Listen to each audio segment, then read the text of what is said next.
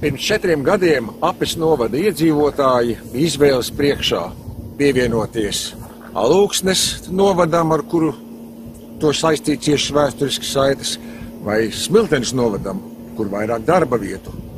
Toreiz izvēle vairums iedzīvotājiem bija par labu Smiltenes novadam.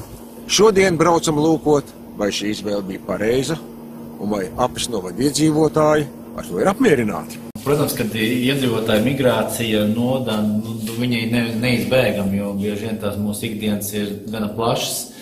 Tas, kad iedzīvotāju skaits, ja paskatās, tas Covid droši vien ir vēl pamatīgāk skāris visus Latvijas dabisko ataudzi, ja? Un šogad arī valstī kopumā mirušo, diemžēl, 2 reizes vairāk nekā dzimušo.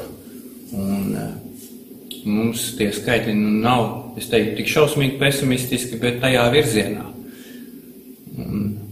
Tas droši vien kopējais valsts jautājums jau ir, kā mēs no tā nepareizā spirāles varam tikt ārā, no tā apļa. Kā mēs varam pagriezt to iedzīvotāju skaitu pieaugumu pareizajā virzienā. Un kā to varam, vai tā ir kaut kāda emigrācijas plāni, nepieciešama dzimstības veicināšanas plāni? Droši vien, ja pa Apes pusi vai ne, tad ir vēl viena īpatnība, ja? Tepat blakus ir robeža, kas arī daudz ko ietekmē. Un protams, mēs jau neesam unikāli arī, ja skatās vai Eiropas līmenī, vai vēl plašāk. Pēc tās imigrācijas neviena attīstīta valsts nav iztikusi. Lai vai kā patīk, kādam tas vai nepatīk, bet to darba spēku jau vajag. Kā jau jūs ievadā minējāt, vajag jau tos darbspējīgos, kas spēj gan apkalpot, gan arī no otras puses, kas ir tie pakalpojumu ņēmēji. Tas nav tā, ka tas ir slikti, ka cilvēkam darbs nav tieši šeit. Es teiktu, slikti būtu tad, ja viņš aizbrauktu uz Igauniju un sāktu arī pēc kāda laika Igaunijā dzīvot. Tas būtu jau slikti priekš novada.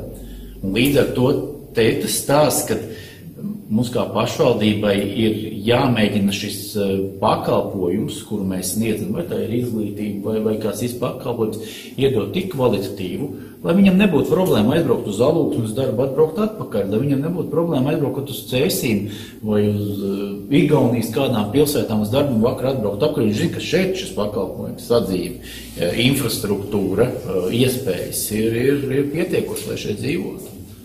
Es tieši gribēju arī papildināt pašvaldības vadītāju teikto, ka tas, ka šeit cilvēki nedzīvo, nestrādā, tas nav sliktākais variants, jo kaut arī viņu darba vietas ir Igaunija, Alūksne, Smiltene, tuvākās apkārt pilsētas, tad viņi ar savu palīdzību palīdz noturēt mums izglītības iestādes.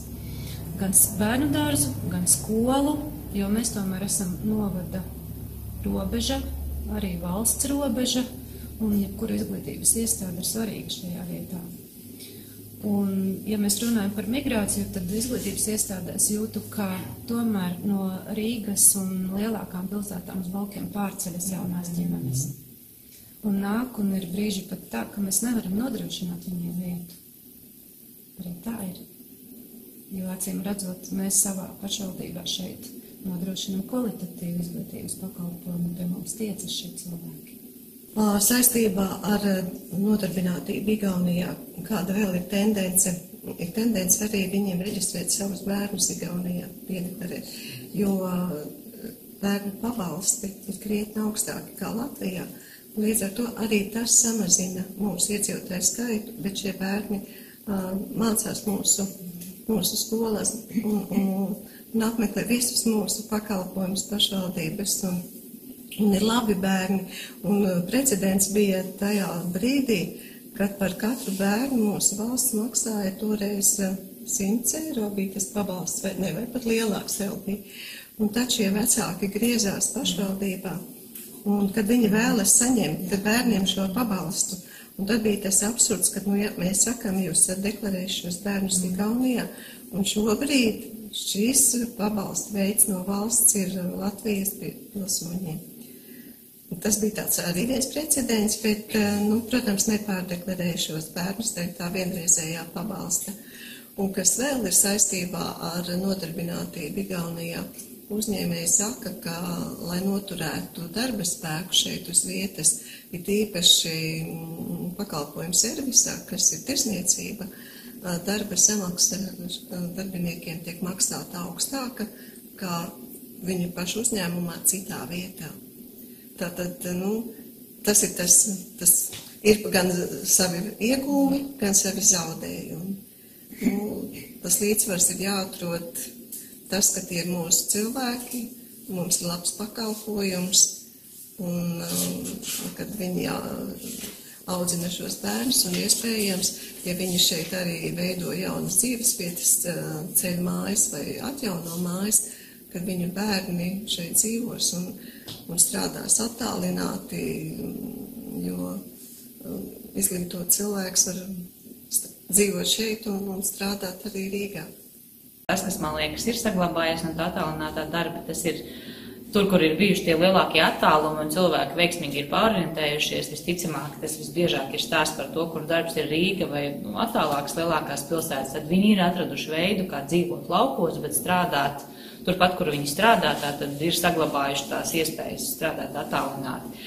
Tas droši vien ir tas, kas piepulcina to ikdienas iedzīvotāju lauku teritorijām, kur viņiem ir šie lauku īpašumi, un ar šo attālinātā darba pieredzi viņi ir atraduši veidu, kā pastāvīgi apmesties. Gan, labi, pastāvīgi varbūt pārāk skaļi skan, bet gandrīz pastāvīgi apmesties tajos savos lauku īpašumos un pamazām iekļauties tajās vietējās kopienās. Mēs nevaram runāt tagad par to, ka tas pēkšņi ir tas liels iedzīvotāju skaita pieaugums, bet tā tendence par to, kā reforma ir ietekmējusi darba vietu pieaugumu vai samazinājumu un darba spēku tieši tā. Es gribētu teikt, ka no visa tā, kas izskanēja, ir skaidri redzams, ka nav tiešas korelācijas starp šīm lietām. Nav bijusi tāda lūzuma punkta pirms un pēc reformas, ka vispēkšņi ir sācis strauji iet uz leju vai strauji iet uz augšu. Tas, ko priekšsēdētājs iezīmē, ir tās 3 pamatjomas, kas ir iezīmētas izglītība, uzņēmēja darbība un dzīvojamais sektors, kas ir, ko pašvaldība neglābjami saredz kā pamatprioritātes, un tās jau arī ir tās lietas, kas šo var saglabāt, ja ideālā variantā, teiksim, samazinot tos iedzīvotāju skaitu sarukumu rādītāju un ar laiku paceļot. Mēs arī redzam, nekustamā īpašuma tirgu, kad pēc būtības tās viensētas, kas tiek izliktas tirgošanā vai pārdošanā, un kurām ir kaut cik saprotam nosacījumi cena ziņā, tad viņas visas ļoti ātri tiek iegādātas mūsu novadā. Bet tas nav, es negribētu teikt, ka tas ir tāds kā smiltenes specifika, es gribētu teikt, ka tā ir visas vidzemes specifika, jo cilvēki vēlas šo iespēju dzīvot reģionos, lauku teritorijā. Un tu bieži vien arī ir tā, kad tas tiek saistīts kopā ar darbu, jo, teiksim, tas ir iespējams, tad strādāt attālināt, kā jau šeit izskanēja piemēri. Es arī zinu pāris cilvēkus, kuri tieši tā arī dara, tad viņiem ir jābrauc uz biroju vienreiz nedēļā. Tur droši vien 2 šķautnes, ko var piezīmēt, ja salīdzina mūs ar Alūksni. Punkts 1 ir tas, kad mēs esam turējušies un joprojām turamies pie tā, ka mums ir tikai dažas pagastu apvienības, mums joprojām ir pagastu pārvaldes, kur kā minimums ir lietvedis, kurš nodrošina iedzīvotājiem palīdzību ne tikai tiešajos pašvaldības pakalpojumos, bet principā visā, ko viņš māk iedzīvotājiem, un arī tā saucamie kaci, klientu apkalpošanas centri ir tā lieta, kuru mēs, protams, gan cenšamies izmantot ministrijas sniegto atbalstu, bet ar vienu paplašinām. Mums ir palikuši, man liekas, pēdējie 5 pagasti, kur nav tieši kats ar to nosaukumu kā tāds izveidots, bet, kā jau es teicu, ja nav arī kats, tad tur noteikti ir lietvedis un pašvaldības pakalpojumi. Tā kā, tās ir tās abas lietas, vienu, kuru mēs saglabājam, otru, kuru mēs ar vienu attīstam. Tas, ko mēs redzam arī uzņēmēju vizītēs vai runājot gan ar iedzīvotājiem, gan ar uzņēmējiem, tad kas man ārkārtīgi fascinē vai uzrunāja tas, ka apē šeit ir arī tā savā ziņā misijas apziņa vai tā vietējās kopienas apziņa, ka tas uzņēmējs jau ir ieinteresēts kādu citu centīgo vai spējīgo jaunieti atbalstīt, lai viņš nodibina tālāk savu uzņēmumu un rada darba vietas, bet lai šeit rodās un šeit būtu gan cilvēki, gan ģimenes, gan ilgtspēja, gan tas pēc Kristevs, gan tāpat Nauris, gan citi. Un tā ir tāda atšķirība, kas varbūt nav tik izteikti jūtama citur novadā, bet ir šeit, un man liekas, tas ir cepuri nost un apsveicami, un kaut visur tā būtu.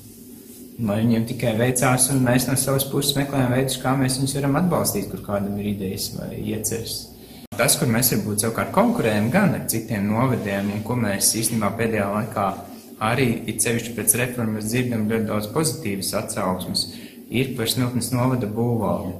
Jo gan apes uzņēmēji, gan drustu uzņēmēji, gan citi uzņēmēji, it sevišķi tie, kas tagad pievienojās mūsu būvvaldē, izsaka ārkārtīgi atzinīgus vārdus par to, cik pretīm nākoši, izpalīdzīgi, cik ļoti palīdz ar visu tikt galā šeit, un kāda ir tā starpība, ko viņi ir sajutuši Alūksnē, Cēsīs vai pie kaimiņiem, un kā viņi būtībā arī citreiz tieši tā ir arī pateikuši, ka šis Eiropas Savienības fonda projektu es nebūtu riskējis darīt, ja es zinātu, ka man būtu kaimiņu novadu būvvalde, bet zinot, ka ir Smiltnes novadu būvvalde, zinu, ka man nāks pretī izskaidros, atbalstīs, palīdzēs atrast risinājumu, un te mēs redzam tādu tīri fizisku pienesumu gan mūsu uzņēmumiem, lai viņi varētu attīstīties, radīt jaunas darba vietas, radīt jaunas pakalpojumus, un tas ir tas, kur mēs savukārt kā pašvaldības konkrēti konkurējam, un tad tas kā sitiens pēc mūsu kolēģiem būvvaldē, cepuri nost. Ja skatās kopumā, man liekas, par valsti un pašvaldībām, par to attiecību, tad pašvaldības ir spējušas valstī iekonomēt līdzekļus, jo tā pašvaldību kopējā proporcija valsts budžetā ir sarukusi, bet visi pakalpojumi tiek nodrošināti. Man vienmēr tajās reformās ir kaut kādas pāris lietas, kas nepatīk, un principā jau iezīmējās arī iepriekšējo runātāju stāstā, man nepatīk, ka salīdzina nesalīdzināmo. Un visa reforma bija balstīta uz nesalīdzināmiem rādītājiem, jo kā jau, piemēram, iezīmēja Astrīda, tad tas, ko varēja izdarīt, tagad mēs šeit apvienotie, tas, ko varēja izdarīt Smiltene, jau normatīvi bija sakārtots savādāk nekā tas, ko varēja izdarīt Rauna un Ape. Tad es vienmēr teikusi, ka tad vajag nolikt visu uz viena plaukta un tad līdzināt reālo situāciju. Bet tā ir tāda mana lirika, to jau vairs tagad neizmainīt. Un neglābjam, jo, protams, mani tajā visā reformā nepamet sajūta arī, kad jaunais apvienotais novads visā reformas ietvarā arī tika tā smalki, kā drīkst izteikties, smalki attīrīts, teiksim tā, jo lielākās lietās, mazākās lietās, bet salieku, teiksim tā, jaunā novada budžetu neveido 3 apvienoto novadu budžeti. Līdz ar to, savā ziņā, vismaz finansiāli, mēs arī visi 3 kopā salikti kļuvām zaudētāji.